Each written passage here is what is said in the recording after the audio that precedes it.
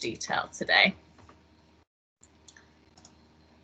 So starting to talk about copper first, because this is actually the most common trace element deficiency in the UK. So copper is a bit of a tricky one because we can get deficiency, but we can also get toxicity. So it's really important that we're able to work out how much copper there is in the diet of our animals to make sure that, one, we're not making them deficient, but two, we're not making them toxic. It is absolutely vital for the developing lamb and calf in areas of deficiency. So if we don't supplement those animals, we will see effects and negative effects on calves at birth. Copper is involved in about 300 enzymes in the body.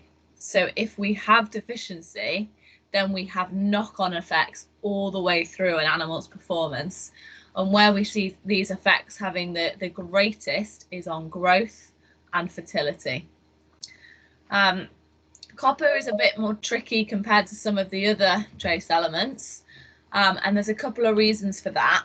But one of the reasons is because it's subject to a lot of antagonism in the diet. So we can't just look at a diet, look at a silage or look at some grass and say this has got enough copper in it to meet animal requirement. We also have to look at the other minerals that make up that grass or that silage or potentially that total mixed ration and say, are those minerals going to interfere with the copper we've got in that diet?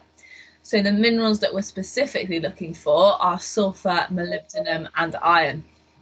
If we've got high levels of those in the diet, they're going to bind with the copper in the rumen and make it much less available to the animal, which means that their copper requirement then increases. So moving on to another common deficiency in the UK, and that's iodine. So iodine is really critical for thyroid hormone production. So what happens is we supply the animal with iodine. That could be directly from the diet, that could be a supplementation, it could even potentially be an injectable. And that iodine is then in the bloodstream. It's transported to the thyroid where it's absorbed, and that iodine is part of thyroid hormones. Now, what thyroid hormones do is they have a direct effect on an animal's metabolic rate. So their metabolic rate is going to affect their ability to put weight on. It affects their ability to stay warm in cold weather. It has knock-on effects, therefore, on the rest of the animal's performance.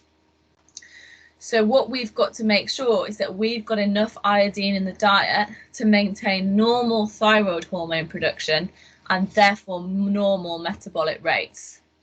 The problem that we have is that in cold weather, that normal metabolic rate needs to increase in order for the animal to stay warm.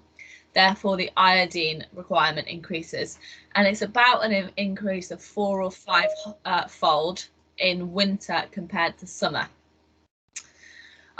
The other thing that we have with iodine is it is also subject to antagonism within the diet, and that comes from goitrogens.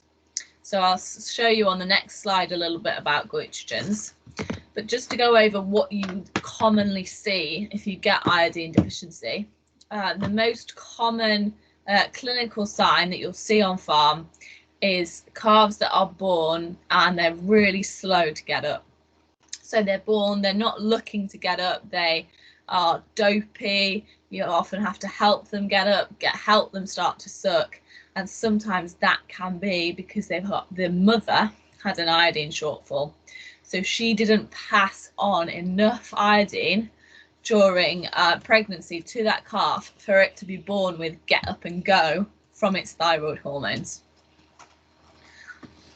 So the reason that I'm going to talk specifically about goitrogens is mainly in relation to outwintering. So if you're planning on outwintering cattle, it's highly likely they're on a forage crop, which is a brassica, and those brassicas contain goitrogens.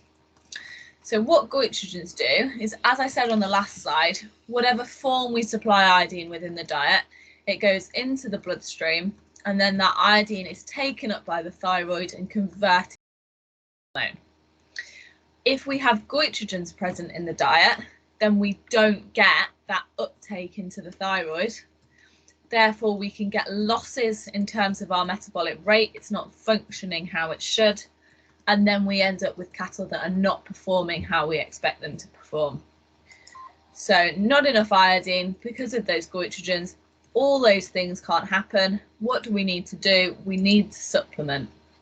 So if we're feeding a forage crop that is goitrogenic, it is highly likely we need to supplement, because we're feeding it and it's got goitrogens. We're also going into winter where we're going to see temperatures dropping. Metabolic rates need to increase in order to stay warm. That's quite a lot of iodine demand on the animal. So the third trace element I'm going to talk about is selenium. Selenium is really important for growth. It's directly related to muscle development in young stock. So it's important that we provide enough selenium in order for animals to gain weight. Selenium is also really important as an antioxidant and therefore to ensure correct liver function. So the liver is really where we're removing anything from the body that we don't want to be there, where we're taking toxins caused by other things in the diet or other metabolic processes that are going on in these cattle, and we're removing them from the body in order to have a healthy system.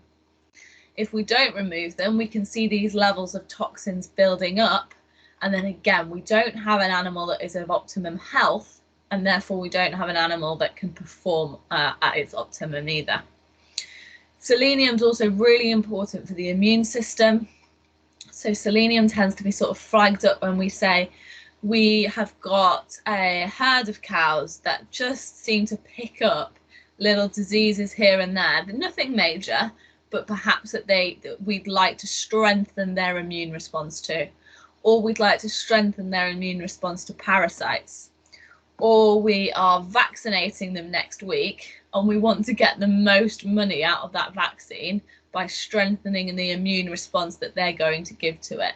We need to think about, in that case, what our selenium status of those animals is going to be, and does it allow them to give that optimum immune response. Selenium is also really important for fertility, and that's not just cows or ewes, but we also need to think about rams, bulls, and their fertility. And selenium can have a direct effect on the fertility of those bulls. We really need them to be of optimum selenium status so that selenium doesn't impair their fertility. And I say optimum, and I use the word optimum a lot because when we talk about trace elements, we're not aiming to take trace element status higher and higher and higher.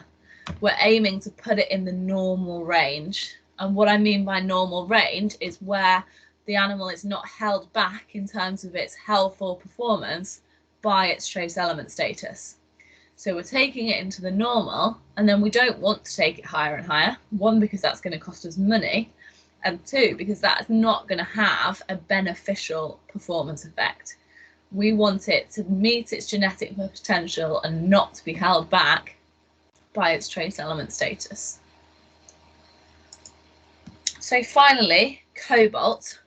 So a ruminant doesn't necessarily have a requirement for cobalt, but what it does have a requirement for is vitamin B12. So we supply ruminants with cobalt, and inside the rumen, microorganisms convert that vitamin B12, convert that cobalt to vitamin B12. And it's that vitamin B12 which acts with enzymes within the body that is really required by the cow. So what it does is it converts feed to glucose. It's part of the pathway that enables an animal to take feed into glucose and use that glucose as an energy source. So for that reason, cobalt is really important for sustained growth and live weight gain. We see it as much more of a problem in lambs than we do in sheep and adult cattle, and that's because of the growth rates we expect from them. But it's still really important when we're talking about cattle If we want to achieve feed conversion efficiencies that we're happy with, we have to make sure those cattle are of optimum cobalt status so that they can convert that cobalt to B12 in the rumen, and therefore they can convert their feed to glucose. It's also important for fertility and lamb and calf vigour at birth. So linked again with iodine, with getting calves off the floor and sucking as soon as they're born.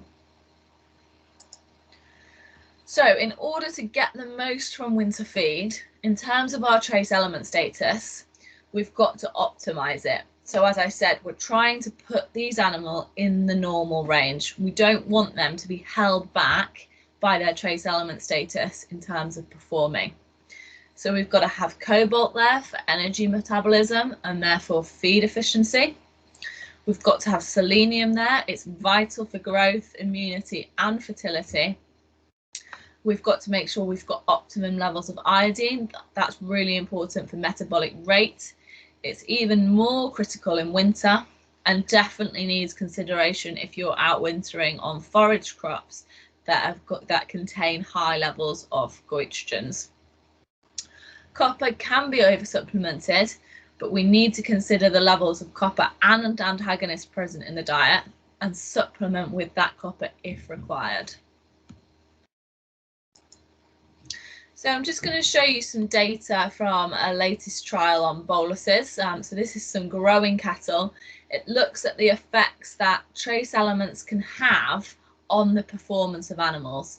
So if we're not in that normal range, not in that normal trace element status, an animal will be impaired in terms of its performance when we measure it in a trial.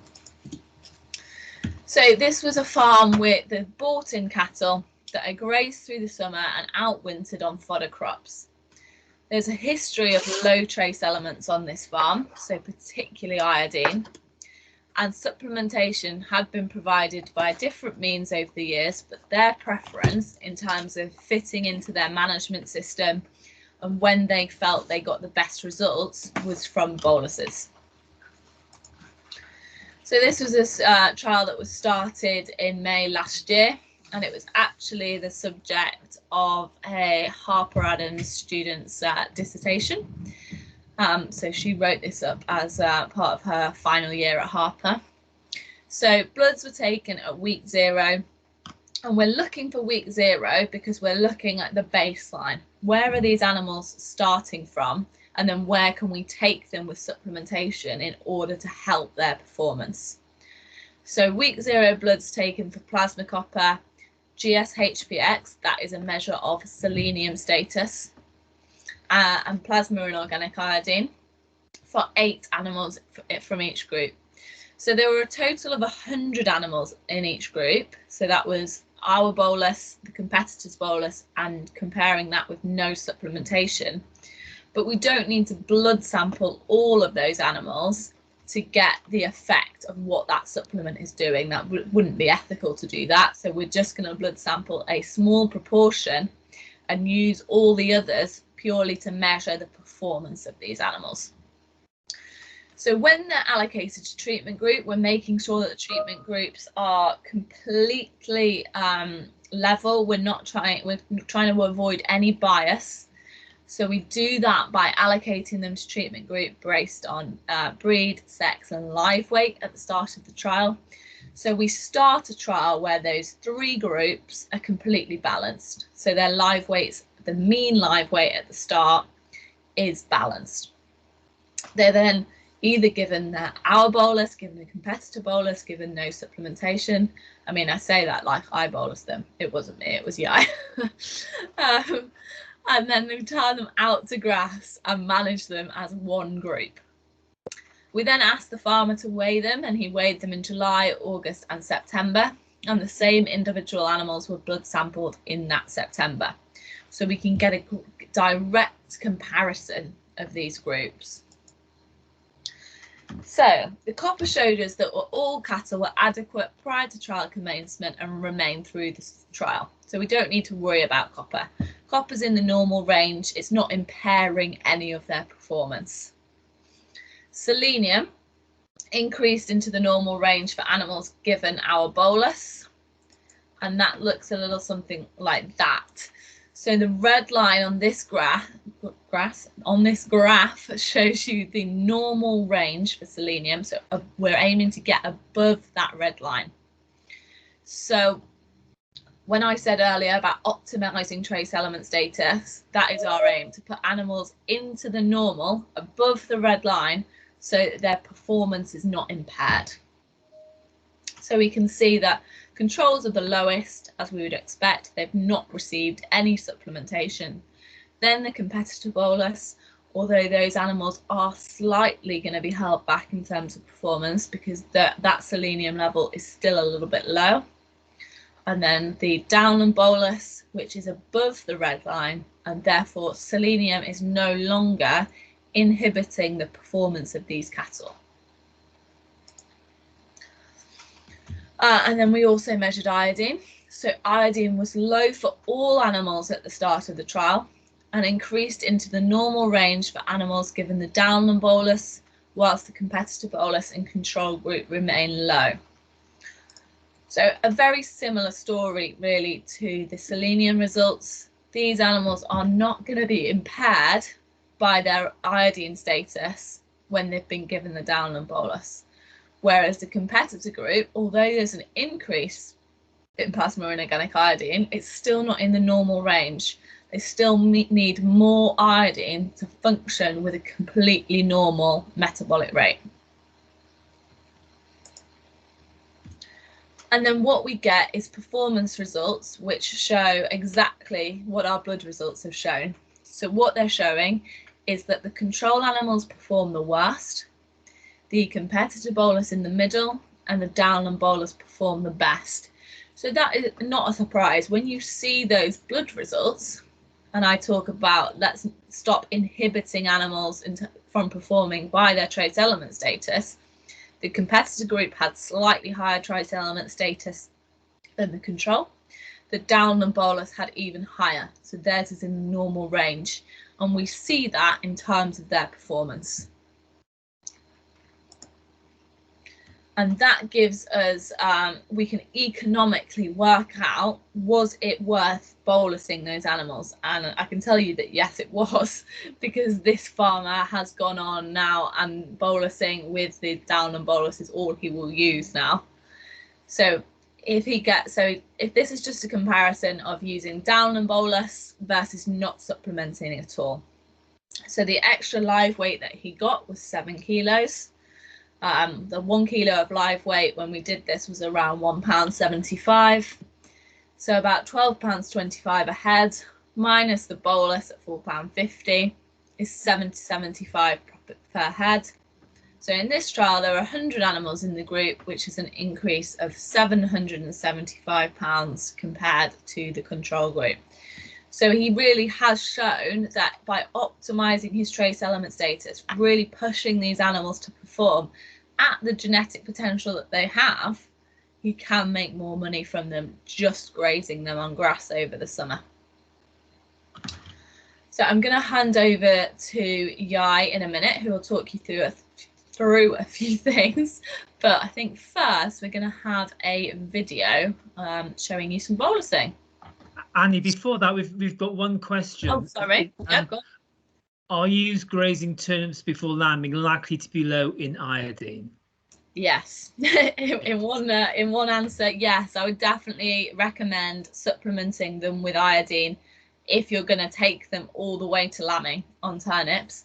I think even there was a bit of research done a few years ago that actually showed you should even maybe think about taking them off something like turnips a few weeks before lambing, because it has such a goitrogenic effect, and that can affect the lamb's vigor at birth. It can cause lambs to be born with iodine deficiency, and that can affect their ability to grow following on from that. But if you are taking lambs all the way, taking sheep all the way to lambing on turnips, I would definitely suggest that you strongly think about supplementing with iodine, because yeah, absolutely, they are likely to be very low. Thank you, Annie.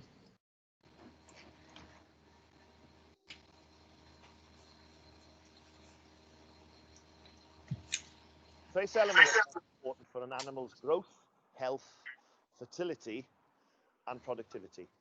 The main four are cobalt, selenium, iodine, and copper. Cobalt is needed in the rumen for the rumen bugs to be able to synthesize vitamin B12, and vitamin B12 is essential for the breakdown and assimilation of the nutrients. Selenium is absolutely essential for healthy muscle growth and development. It is also an antioxidant. It boosts the immune system, and again, it's very important for fertility. Iodine fuels the thyroid to help with metabolism, and copper is very, very important for growth and fertility also. The most efficient way of supplementing your animals is with a bolus. And Downland's Essential Adult Cattle Bolus are available in several presentations. The Downland Essential Adult Cattle Bolus is available for animals of 400 kilos and above. It's a 1 bolus dose, and there is no upper weight limit. Once they're over 400 kilos, 1 bolus will do the job. Also, for animals between 2 and 400 kilos, there is the Downland Growing Cattle Bolus. Now, these boluses are also available with copper, and this bolus is a 2 to 400 kilo bolus. 1 bolus again will supplement the animal fully for 6 months. The bolus goes into the rumen. The paper is dissolvable, the wrapper is dissolvable, and the 2 boluses come apart. If you require copper, there's a 3rd bolus in the middle. It's copper oxide rods in wax. The wax will dissolve. The copper oxide rods will populate the rumen, leaving these 2 bolus, halves of bolus, to roll around and erode against each other at a precise controlled rate all day, every day, for 6 months. The boluses will lose weight, and eventually they will go to nothing. Let's go and do some bolusing. Best practice in bolusing cows with the Downland Essential Cattle range. The 400 kilo bolus and up, and the 2 to 400 kilos growing cattle bolus. First thing, you need the Downland cattle applicator. State-of-the-art veterinary instrument, stainless steel construction, easily sterilized to keep your biosecurity levels high on farm. Designed for both the adult and the growing cattle bolus. Cattle bolus goes into the applicator. It's retained there with a retaining spring so it doesn't come back out. Applicator is held either there or here to ensure easier insertion into the cow's mouth. Once it is in the cow's mouth, the applicator is inserted quietly so the cow's nose comes up to the handle. Once that happens, then you grab hold of the handle and you squeeze the bolus out. Best practice, walk up to the cow, hand on the cow's face, down quietly down the nose, grab the lip like so, apply the applicator in to the cow's mouth like so, squeeze quietly up to the handle, very quietly, there's plenty of room, and then squeeze out the bolus, withdraw the gun, wait for it to swallow, and there you go. She's fully supplemented for 6 months.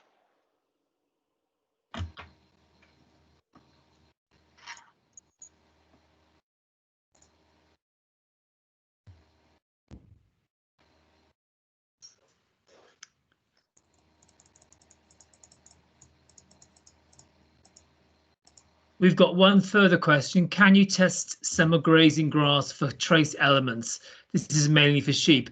The answer there is yes. We can get trace element analysis done on forage or forage.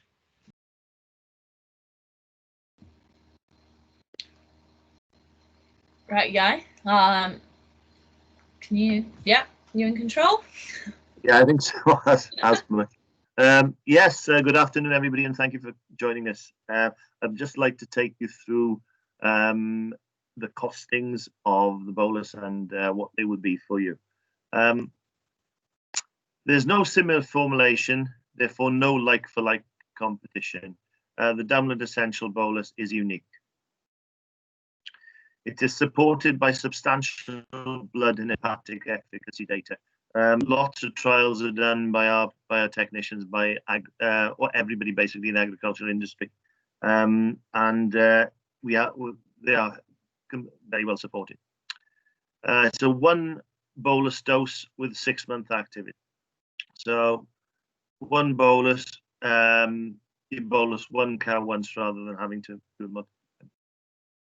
And there are 3 weight presentations.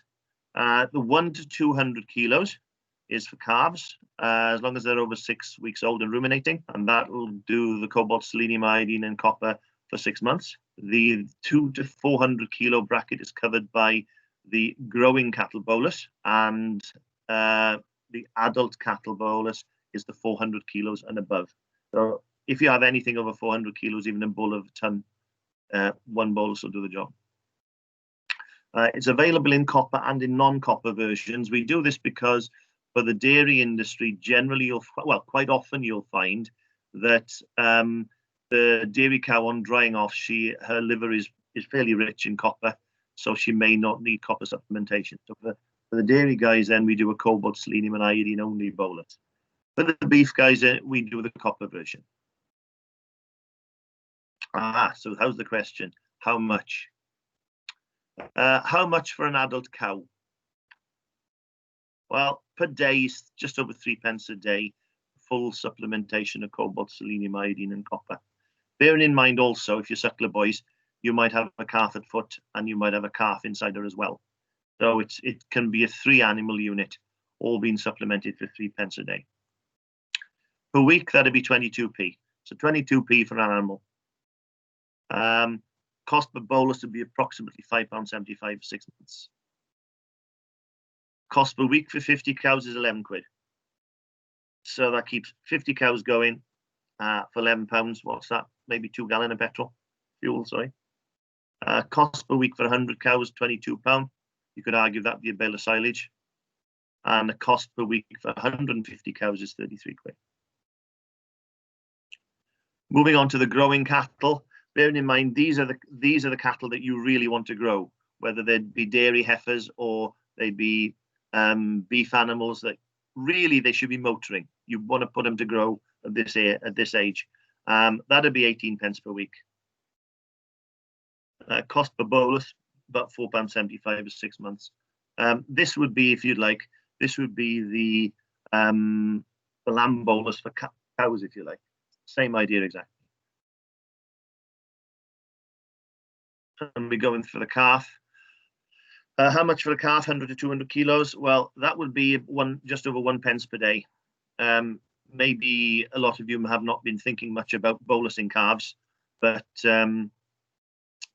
it's well worth thinking about, considering that the calf is growing at a rate and its requirement may well be more than you can get from its mother's milk and from grass.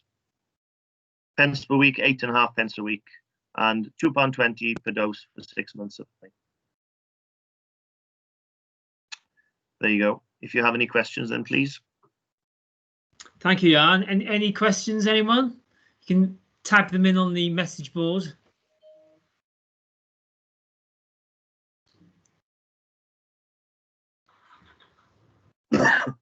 It's a shame we can't have a proper show of hands in these conditions, isn't it? But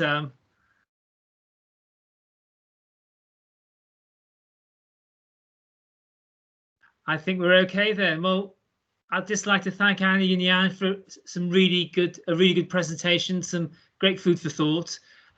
We have a recording of this if anybody wants to see it, or any questions, please get in contact with your local R.M.Jones contact.